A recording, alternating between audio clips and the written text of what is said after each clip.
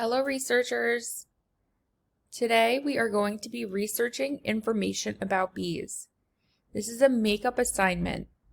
That means that you missed doing this assignment earlier in the week, so I need you to make sure that you do it today. This is important because next week we're going to be working on taking the notes that we've been gathering and working on this week. We're going to take that information and we're going to be using it to create our own books.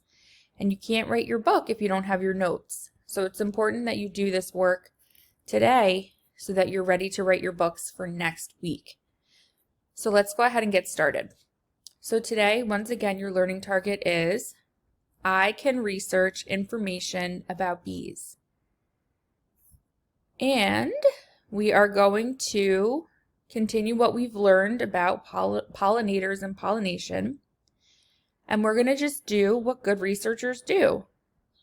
We are going to dig a little deeper to find out more about how bees help plants. And why are we doing that? Well, it's because we're going to be writing our own books about how bees help plants. And then when we're finished writing our books, we can share them with our friends and other people. So we can teach them about how bees help plants and everything you've learned. So let's get started with our research for today.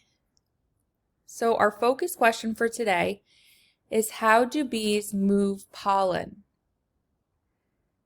So all the notes that we take today, all the facts that we gather are going to answer this one question: how do bees move pollen? So what we're going to do is first we will read about bees and how they move pollen on the next video. Then as we're reading, we're going to be thinking about how bees move pollen, because that's what good readers do. They think while they read.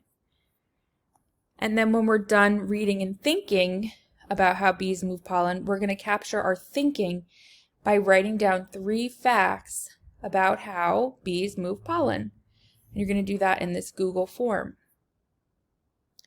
So what I'm going to do now is stop this video, and on the next video, there will be a video of me reading the text out loud to you if you'd like to hear it read out loud, or I'm going to put in pictures so you can click on and look at the pictures if you prefer to read the text on your own.